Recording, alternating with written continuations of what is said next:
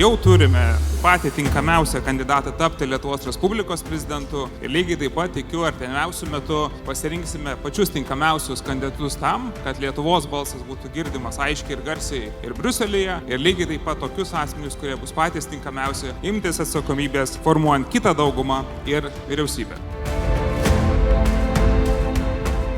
Kalbantis su žmonėmis labai dažnai įsprūsta tokia emocija. Tikrai mes pakankamai esam susipriešinę, įtampos didžiulės. Ta emocija labai dažnai pasakoma, šitoj tokioj situacijoje, kokia valstybė yra visom prasmėm. Sako, norisi, kad mes būtume kaip vienas kumštis. Bet ne tas kumštis, kuriuo trankoma į stalą, ne tas kumštis, kuriuo yra mušami Lietuvos ūkininkai, ne tas kumštis, kuriuo reikia kaimynui pagrūmoti, ne tas kumštis, kuris dėja dar labai dažnai naudojamas smurto artimoje aplinkoje atvejais. Galiausiai ne kumštis, kuriuo grasinama politiniam oponentui.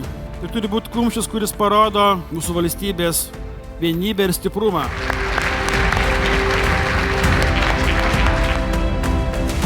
Ir prisijungiu prie Demokratų partijos vardan Lietuvos. Nes aš tikiu, kad jūs tie, kurie nešate tą pokytį. Visų pirma, demokratai nerūšiuoja žmonių.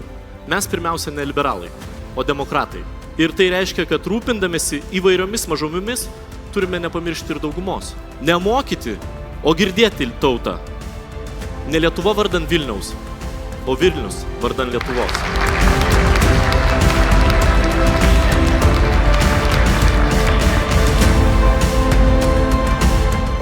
Tikiu, kad gyvenant geopolitinio nestabilumo laikais, saugumas yra pamatinė sąlyga, suteikianti galimybę kurti turtingą, socialiai teisingą ir politiškai stabilią valstybę. Neabejoju, kad visi suprantame, jog šalies saugumą užtikrina ne tik ginklai, bet ir piliečių įsitraukimas ir vienybės jausmas, kurios siekti kviečiu jūs drauge.